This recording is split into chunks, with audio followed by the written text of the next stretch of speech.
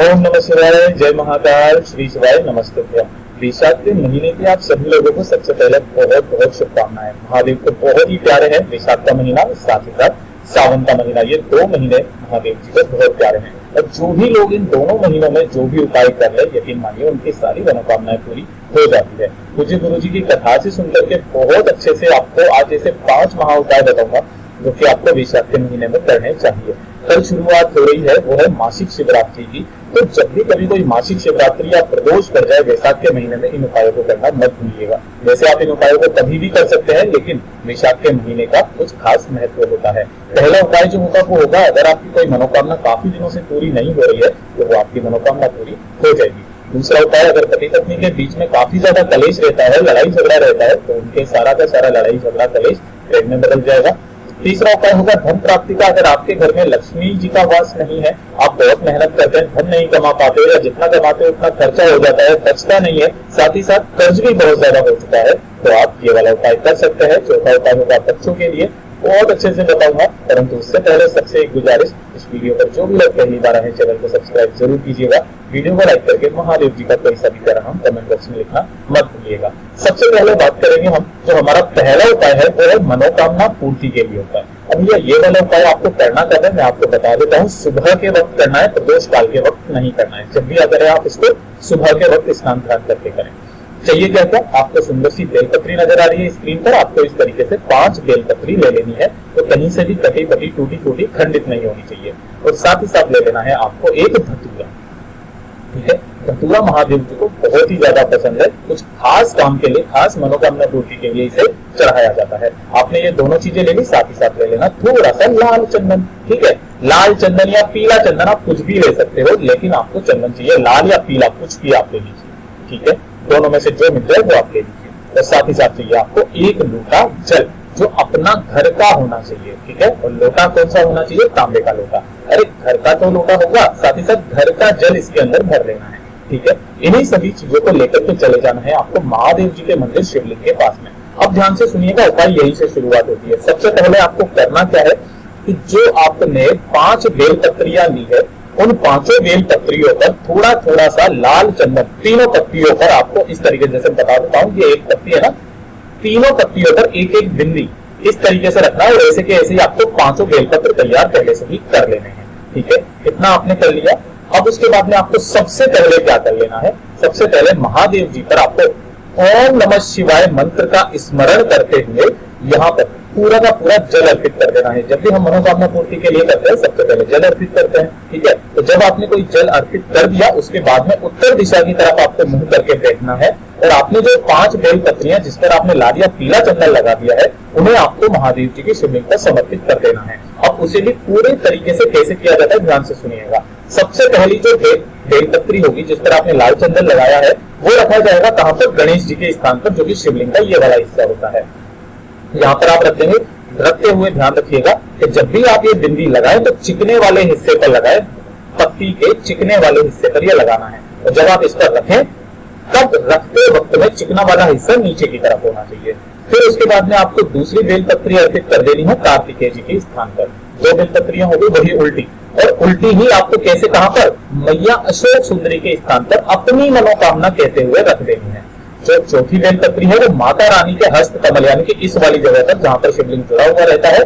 और 5वीं जब आप समर्पित करें तो ध्यान दीजिएगा, आपका मुंह जो होना चाहिए वो उत्तर दिशा की तरफ होना चाहिए, और जो बेलपत्री की डंडी है वो मैया अशोक सुंदरी के तरफ रहनी चाहिए, कुछ इस तरह से जैसा मैंने चित्र में बताया है। और हमेशा उल्टा चढ़ाना है। ठीक है, 5 बेलपत्री आपने चढ़ा दी। उसके बाद में एक धतूरा आपको कहां पर चढ़ाना है, बिल्कुल शिवलिंग के ऊपर। ठीक है, अपनी मनोकामना कहते हुए कुबेरेश्वर महादेव जी का स्मरण करते हुए आपको यहाँ पर उस धतूरे को चढ़ा देना है। 2 मिनट यहाँ पर बैठ करके अपना नाम और गोत्र बोल करके, ध्यान दीजिएगा, नाम और गोत्र बोल करके अपनी मनोकामना कह करके महादेव जी से गुजारिश करके और अपने घर पर वापस लौट के आ जाना है। बस मात्र ये वाला उपाय आपको कर लेना है। जो व्यक्ति इस उपाय को कर लेता है, उसकी चाहे कोई सी भी मनोकामना पूर्ति क्यों ना हो, 3 महीने के अंदर अंदर उसकी मनोकामना पूर्ति हो जाती है। ये हो गया आपका पहला उपाय। अब चलते हैं दूसरे उपाय की तरफ, बहुत ही ज्यादा खास होने वाला है। दूसरा उपाय होगा, जिन पति पत्नी के बीच में बहुत ज्यादा लड़ाई झगड़ा होता है, तो ऐसे में वो क्या करेंगे। बहुत ज्यादा परेशान हो गए, तो जितनी भी स्त्रियां इसे सुन रही है वो ध्यान दीजिएगा, ये वाला उपाय बहुत ही ज्यादा खास होने वाला है। इसके लिए आपको क्या चाहिए, इस तरीके से मोली चाहिए, थोड़ी सी ज्यादा ले लेना, आप समझ जाओगे कितनी मोली चाहिए, ठीक है ना। तो सबसे पहले आपने मोली ले ली, ठीक। मोली लेने के पश्चात आपको बेलपत्री चाहिए। भैया कितनी बेलपत्री चाहिए, तो वो चाहिए आपको 21 बेलपत्री। ध्यान से सुन लीजिएगा, 21 बेलपत्री ले लेनी है आपको। भैया 21 बेलपत्री भी ले ली। अब 21 बेलपत्री के बाद में आपको थोड़ा सा शहद भी ले लेना है, ठीक है। जो कैसा होना चाहिए, शुद्ध शहद होना चाहिए, ऐसा नहीं है मार्केट का जिसके अंदर केमिकल मिले हुए हैं वो वाला नहीं होना चाहिए। और साथ ही साथ आपको ले लेना है थोड़ा सा लाल चंदन, है ना, पीला नहीं चाहिए, यहाँ पर आपको लाल चंदन ही चाहिए, ठीक है। ये ले लिया आपने। अब उसके बाद में आपको करना क्या है, ध्यान से देखिए, घर से ही आप इसको करके लेकर के जा सकते हैं। शहद और लाल चंदन को आपको दोनों को मिलाकर के पेस्ट बना लेना है। और पेस्ट बनाने के बाद आपको ये जो ऊपर वाली पत्ती है ना, इस पर आपको और लिखना है चिकने वाले हिस्से की तरफ, ठीक है। और इन दोनों पर आपको एक एक बिंदी कुछ इस तरीके से लगा देनी है। जो भी माताएं बहनें स्त्रियां इस उपाय को सुन रही हैं, ध्यान से सुन लीजिएगा, आपको पूरी 21 की 21 बेलपत्री इस तरीके से तैयार कर लेनी है ना। अब ये बेलपत्रियां तैयार हो चुकी है, इसके बाद में आपके पास में एक है मोली। अब ये लेकर के आपको चले जाना है सुबह के समय किसी भी पीपल वृक्ष के पास में, ठीक है। रविवार के दिन ये वाला उपाय मत कीजिएगा, इसके अलावा आप किसी भी दिन इस वाले उपाय को कर सकते हैं। पीपल के वृक्ष के पास में जैसे ही आप जाएंगे तो जो भी स्त्रियां हैं वो इस पीपल के वृक्ष की अपनी मनोकामना कहते हुए पिपलेश्वर महादेव जी का नाम स्मरण करते हुए आपको इसकी 11 परिक्रमा करनी है। किसके साथ, मोली के साथ, और मोली को लपेटते हुए जाना है। जैसे ही 11 परिक्रमा हो जाए, मोली को वहीं पर छोड़ देना है, आपको लेकर के नहीं आना है, कम से कम इतना होना चाहिए, ठीक है। जैसे ये हो जाए उसके बाद में आपको सीधा यहाँ से घर नहीं जाना है, महादेव जी के मंदिर जाना है।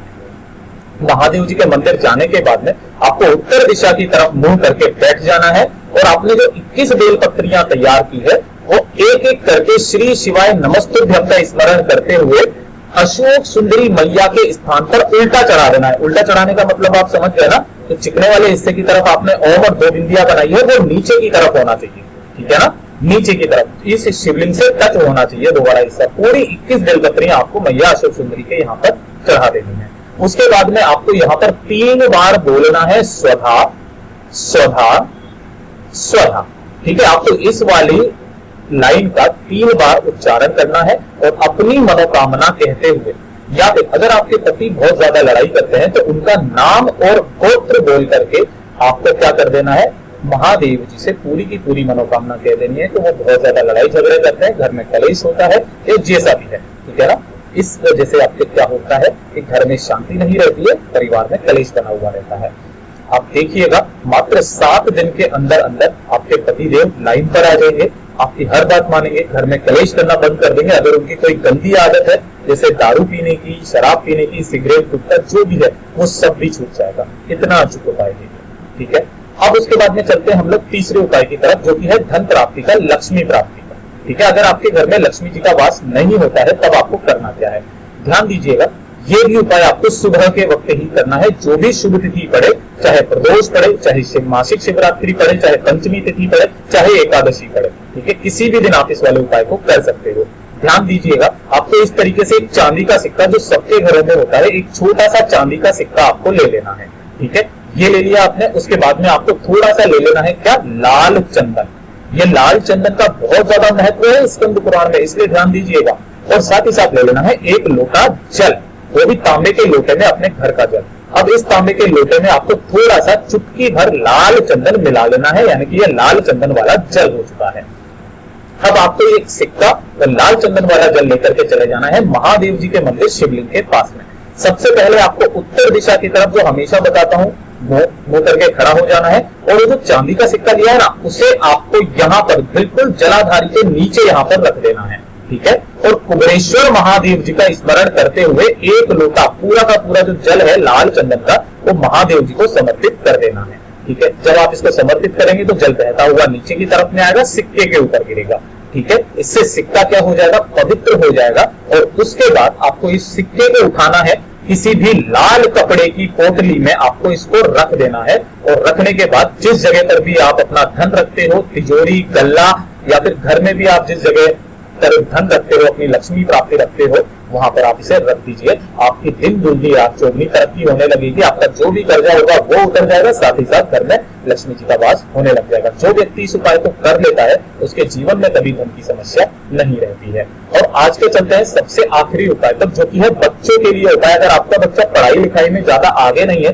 खेलने कूदने में रहता है, आपकी बात नहीं मानता है या गलत संगत में पड़ चुका है, तब आप इस वाले उपाय को कर सकते हो। ध्यान से देखिएगा, आपको सबसे पहले इसमें क्या चाहिए, थोड़ा सा चाहिए शहद। ठीक है, शहद आप ले लेंगे, इसमें तो कोई गलती नहीं है। ठीक है, शहद ले लिया। शहद के बाद में आपको ले लेना है थोड़ा सा गाय का कच्चा दूध।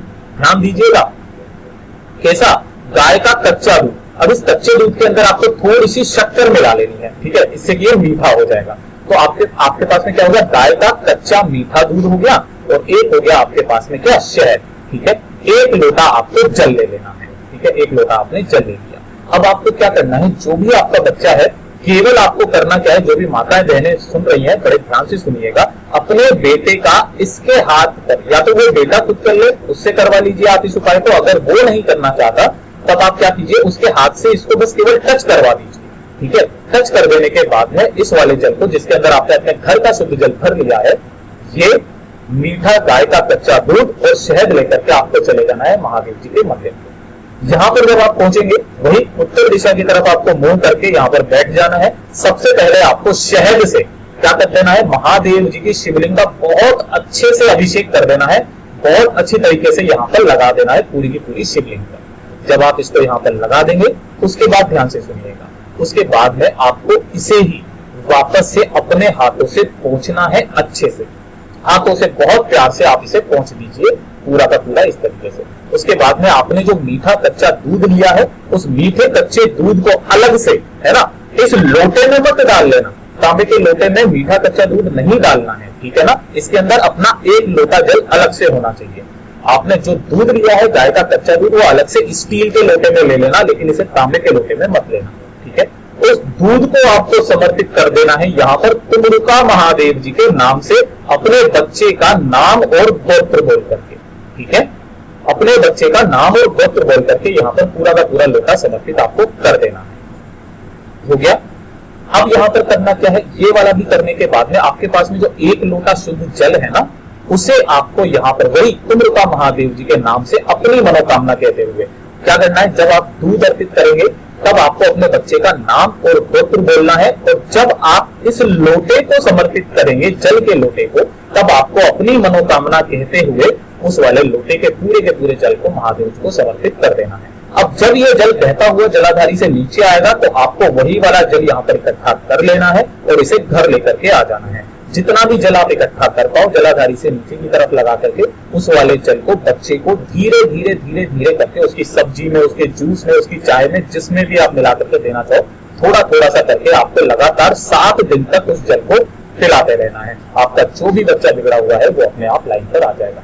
ये जो भी उपाय माताएं बहनें कर लेती है, उनके जीवन की सारी मनोकामनाएं पूरी हो जाती है, सारे कष्ट दूर हो जाते हैं। ठीक है, मैंने अपनी तरफ से अच्छा समझाने की पूरी कोशिश की है। वीडियो अच्छा लगा हो तो लाइक जरूर करना, चैनल को सब्सक्राइब जरूर कीजिए।